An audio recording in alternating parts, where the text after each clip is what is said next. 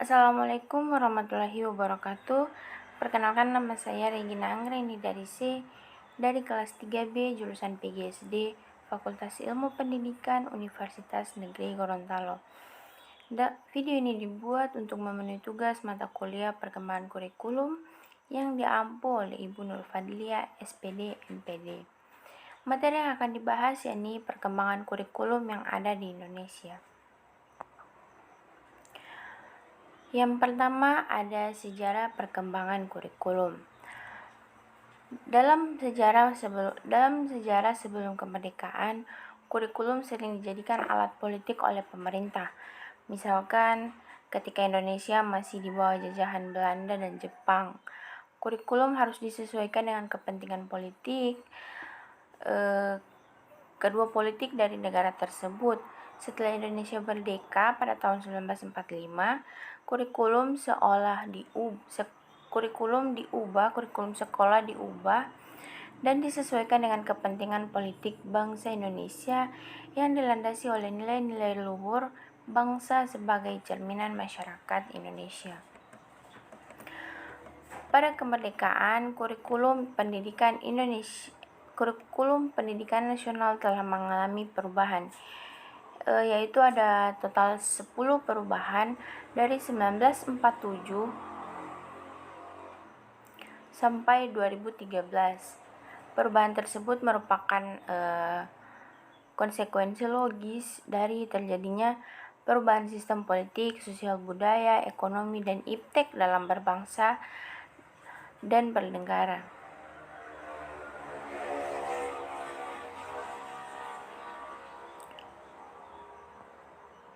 Materi yang kedua ada dinamika pembangunan kurikulum pendidikan.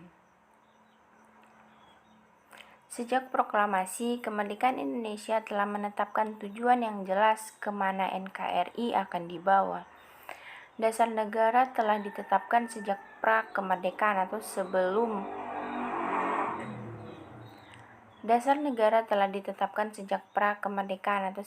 kemerdekaan, yakni Pancasila, lengkap dengan lambang negara, moto, lagu kebangsaan, dan bahkan konstitusi di dalamnya telah memuat 4 tujuan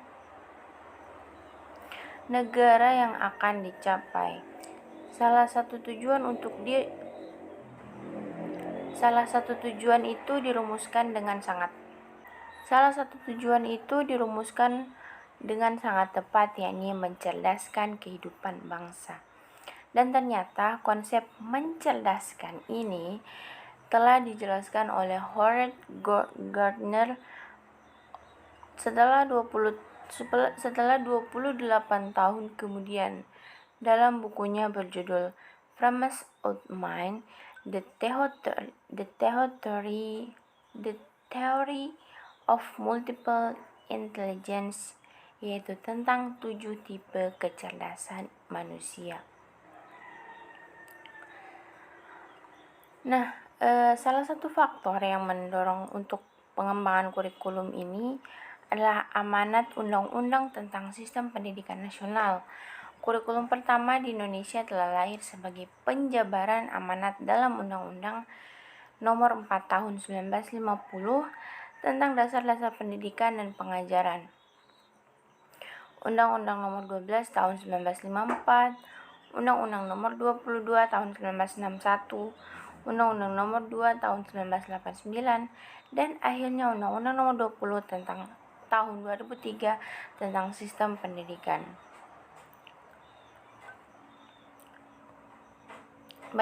Materi yang ketiga yakni perubahan kurikulum.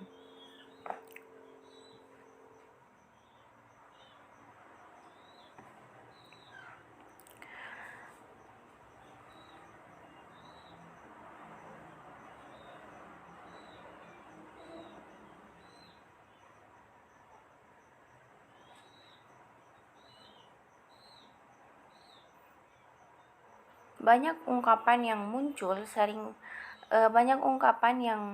muncul akibat seiring perubahan penguasa negeri ini, yakni ganti materi, ganti kurikulum. Nyatanya dalam perjalanan sejarah sejak kemerdekaan Indonesia tahun 1945, kurikulum pendidikan nasional memang telah berulang-ulang kali mengalami perubahan, yaitu pada tahun 1947, 1952, hingga 10 kali perubahan kurikulum sampai pada kurikulum 2013. Perubahan tersebut merupakan konsekuensi logis atau wajib dari terjadinya perubahan sistem politik, sosial budaya, ekonomi, dan iptek dalam masyarakat berbangsa dan negara. Sebab kurikulum sebagai seperangkat rencana pendidikan perlu dikembangkan secara dinamis sesuai dengan tuntutan dan perubahan yang terjadi di masyarakat.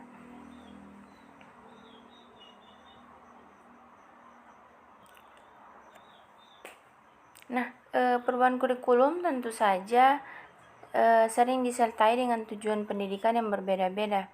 Karena dalam setiap perubahan itu ada suatu tujuan tertentu. Ada suatu tujuan tertentu yang ingin kita capai untuk memajukan pendidikan nasional kita. Perubahan kurikulum di dunia pendidikan Indonesia beserta tujuannya yang ingin dicapai akan saya jelaskan pada materi selanjutnya. Nah, baik, terdapat 10 perubahan kurikulum yang terjadi di Indonesia. Yang pertama ada kurikulum 1947. Kurikulum 1947 ini awalnya terbentuk pada tahun 1947 yang diberi nama Rencana Pelajaran 1947. Kurikulum ini pada saat itu meneruskan kurikulum yang sudah digunakan oleh Belanda, karena pada saat itu masih dalam proses perjuangan merebut kemerdekaan. Yang menjadi ciri utama dari kurikulum ini adalah lebih menekankan pada pembentukan karakter manusia yang berdaulat dan sejajar dengan bangsa lain. Kurikulum pertama lahir pada masa kemerdekaan memakai istilah Leerplan. Dalam bahasa Belanda artinya rencana pelajaran. Lebih populer ketimbang kurikulum atau bahasa Inggris kurikulum. Perubahan kisi-kisi pendidikan lebih bersifat politis dari orientasi pendidikan Belanda ke kepentingan sosial. Rencana Pelajaran 1947 baru dilaksanakan di sekolah-sekolah itu pada tahun 1957. Sejumlah orang menyebut sejarah perkembangan kurikulum diawali dari kurikulum 1950.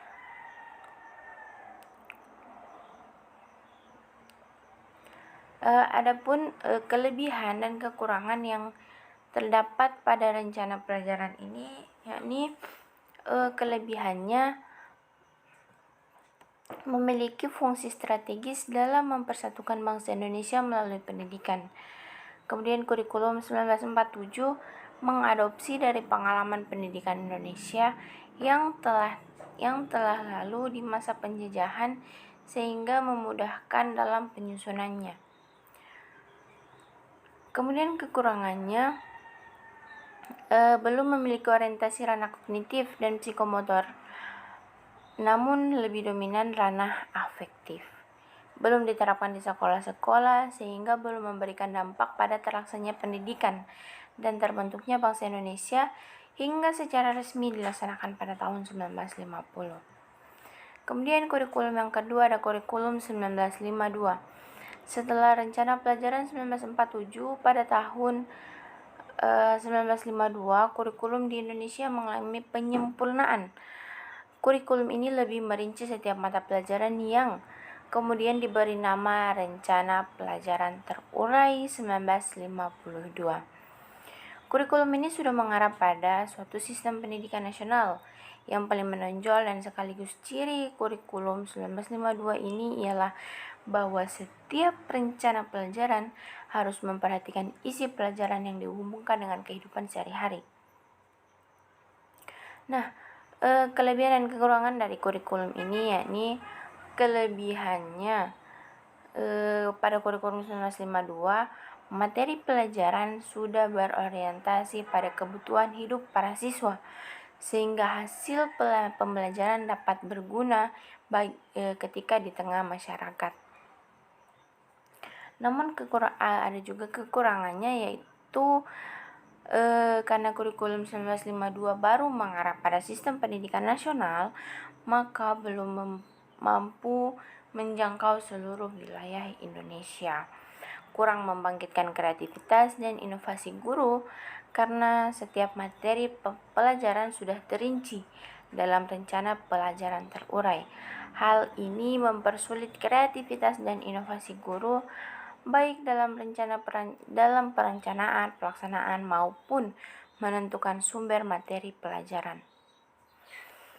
Kurikulum yang ketiga ada kurikulum 1964.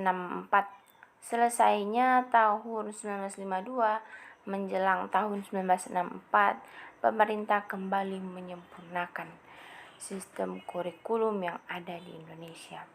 Kali ini diberi nama Rencana Pendidikan 1964. Pokok-pokok pikiran pada kurikulum ini yang menjadi ciri dari kurikulum ini adalah bahwa pemerintah mempunyai keinginan agar rakyat mendapat pengetahuan akademik untuk pembekalan pada jenjang SD hingga pembelajaran dipusatkan untuk pembekalan pada jenjang dipusatkan pada program Pancawardhana, yaitu pengembangan moral, kecerdasan, emosi atau artistik, keprigelan atau keterampilan, dan jasmani. Ada kekurangan dan kelebihan dari Rencana Pendidikan 1964. Yakni kelebihannya sudah mengembangkan ranah kognitif, afektif, dan psikomotorik.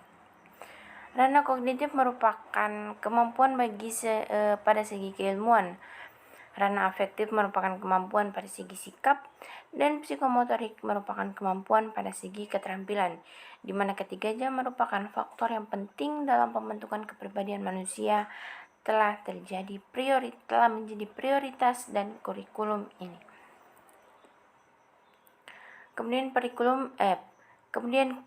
perubahan kurikulum pendidikan ini bersifat praktis sehingga pembelajaran di sekolah akan memiliki kegunaan dan dalam kehidupan peserta didik. Namun kekurangannya, kurikulum ini dipergunakan hanya pada tingkat sekolah dasar dan belum mencakup pada sekolah lanjutan dan perguruan tinggi.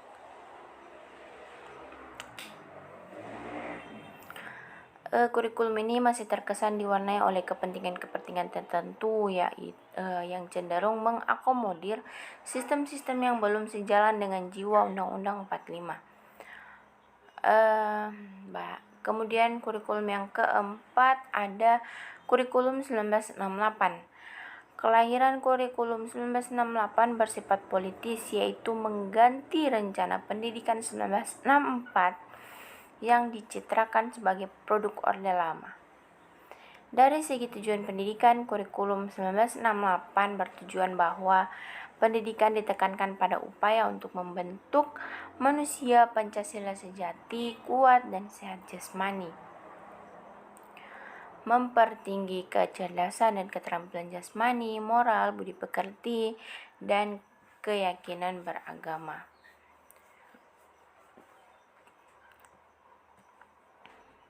Kurikulum 1968 ini bersifat correlate subject kurikulum. Artinya, materi pelajaran pada tingkat bawah mempunyai korelasi dengan kurikulum sekolah lanjutan. Bidang studi pada kurikulum ini dikelompokkan pada 3 kelompok besar: pembinaan Pancasila, pengetahuan dasar, dan kecakapan khusus. Nah, kelebihan dan kekurangan dari kurikulum ini, kelebihannya kurikulum ini memberikan peluang bagi tamatan sekolah untuk melanjutkan pendidikannya ke jenjang yang lebih tinggi. Kemudian kelemahannya, walaupun sudah ada pembelajaran keterampilan, namun pada prakteknya kurikulum ini masih kurang memperhatikan pembelajaran praktek. Kurikulum ini tidak mengadopsi kebutuhan masyarakat, sehingga pembelajaran di sekolah tidak dapat memenuhi kebutuhan real dalam kehidupan anak. Kemudian kurikulum yang kelima, ada kurikulum 1975. Kurikulum 1975 menekankan pada tujuan agar pendidikan lebih efektif dan efisien. Latar belakangi lahirnya kurikulum ini adalah pengaruh konsep di bidang manajemen, yaitu MBO, Management by Objective, yang terkenal saat itu, yakni metode, materi, dan tujuan pengajaran yang dirinci dalam prosedur pengembangan sistem instruksional atau PPSI.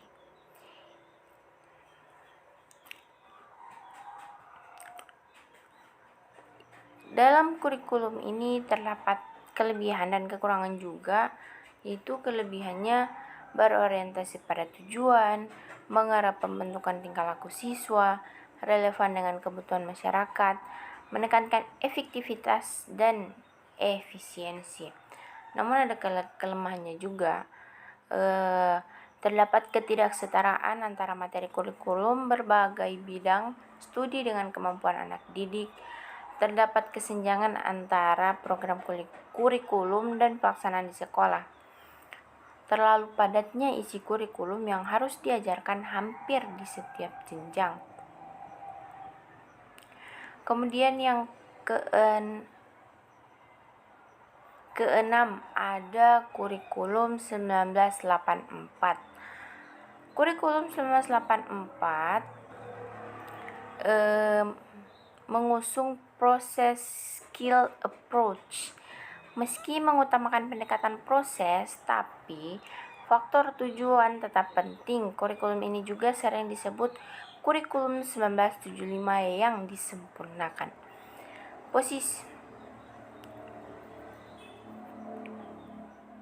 Posisi siswa ditempatkan sebagai suatu objek belajar, dari mengamati sesuatu, mengelompokkan, mendiskusikan, hingga melaporkan.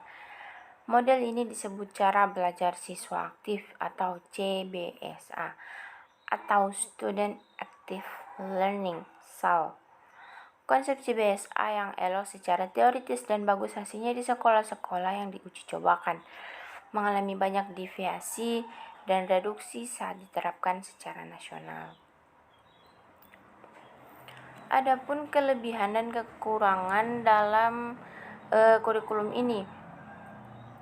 Kelebihannya yaitu kurikulum ini memuat materi dan metode yang disebut secara rinci, sehingga guru dan siswa mudah untuk melaksanakannya. Tetapi ada juga kelemahannya, yaitu banyak sekolah yang kurang mampu menafsirkan CBSA. Yang terlihat adalah suasana gaduh di ruang sekolah, di ruang kelas, lantaran siswa berdiskusi di sana-sini, ada tempelan gambar, dan yang mencolok, guru tidak lagi menggunakan metode ceramah. Kemudian yang ketujuh, ada kurikulum 1994. Kurikulum 1994 merupakan hasil upaya untuk memadukan kurikulum-kurikulum sebelumnya, terutama kurikulum 1975 dan 1984. Sayangnya, perpaduan antara tujuan dan proses belum berhasil, sehingga banyak kritik berdatangan disebabkan oleh beban belajar siswa yang dinilai terlalu berat. Dari muatan nasional sampai muatan lokal, materi muatan lokal disesuaikan dengan kebutuhan daerah masing-masing, misalnya bahasa daerah, kesenian, keterampilan daerah, dan lain-lain. Adapun kelebihan dan kekurangan dari kurikulum ini, yaitu kelebihannya, kurikulum ini mampu mengadopsi aspirasi berbagai pihak yang berhubungan dengan isu-isu yang berkembang di masyarakat. Kemudian kurikulum ini berstandar nasional dan memberikan ruang untuk pengembangan potensi wilayah. Namun kekurangannya juga dalam kurikulum ini kritik bertebaran karena lantaran beban belajar siswa dinilai terlalu berat. Berbagai kepentingan kelompok masyarakat juga mendesakan agar isu-isu tertentu masuk dalam kurikulum. Alhasil, kurikulum 1994 menjelma menjadi kurikulum super padat. Kemudian yang ke-8 ada kurikulum 2004. Struktur kompetensi dalam kurikulum berbasis kompetensi dalam suatu mata pelajaran memuat rincian kompetensi atau kemampuan dasar mata pelajaran itu dan sikap yang diharapkan dimiliki siswa. Kelebihan dan kekurangan dari kurikulum ini, yakni kelebihannya pendidikan berbasis kompetensi menitik beratkan pada pengembangan kemampuan untuk melakukan kompetensi tugas-tugas sesuai dengan standar performance yang telah ditetapkan sebagai upaya mempersiapkan kemampuan individu. Kelebihannya juga, guru diberikan kewenangan untuk menyusun silabus yang disesuaikan dengan situasi dan kondisi di sekolah atau daerah masing-masing sesuai mata pelajaran yang diajarkan. Namun kekurangannya dalam kurikulum ini, hasil belajar indikator sudah disusun dan padahal indikator sebaiknya disusun oleh guru karena guru yang paling mengetahui tentang kondisi peserta didik dan lingkungannya. Kurikulum yang berikut ada kurikulum 2006.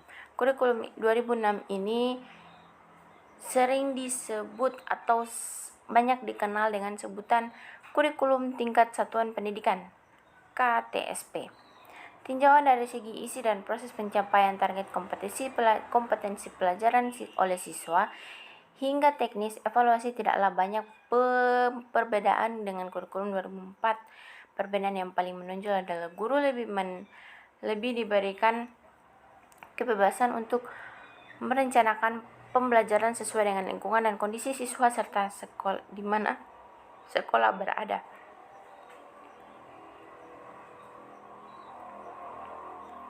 Pada kurikulum ini ada kelebihan dan kekurangannya juga. Kelebihannya secara teori memberikan otonomi secara luar pada sekolah untuk mengembangkan kreativitas dan inovasinya dalam meningkatkan kualitas pendidikan sesuai dengan potensi di daerahnya.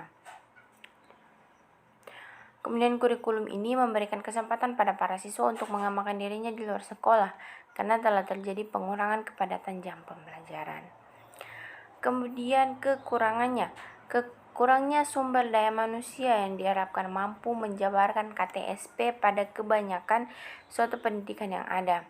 Masih banyak guru yang belum memahami KTSP secara komprehensif baik konsepnya, penyusunannya maupun prakteknya di lapangan. Kemudian yang terakhir ada kurikulum 2013. Kurikulum 2013 yakni kurikulum berbasis kompetensi memfokuskan pada pemerolehan kompetensi-kompetensi tertentu oleh peserta didik. Oleh karena itu, kurikulum ini mencakup sejumlah kompetensi dan seperangkat tujuan pembelajaran yang dinyatakan sedemikian rupa sehingga pencapaiannya dapat diamati dalam bentuk perilaku atau keterampilan peserta didik sebagai suatu kriteria keberhasilan. Kegiatan pembelajaran perlu diarahkan untuk membantu peserta didik menguasai sekurang-kurangnya tingkat kompetensi minimal agar mereka dapat mencapai tujuan-tujuan yang telah ditetapkan. Kelebihan dan kekurangan dari kurikulum 2013 ini, kelebihannya siswa lebih dituntut untuk aktif, kreatif, dan inovatif dalam setiap pemecahan masalah yang dihadapi di sekolah.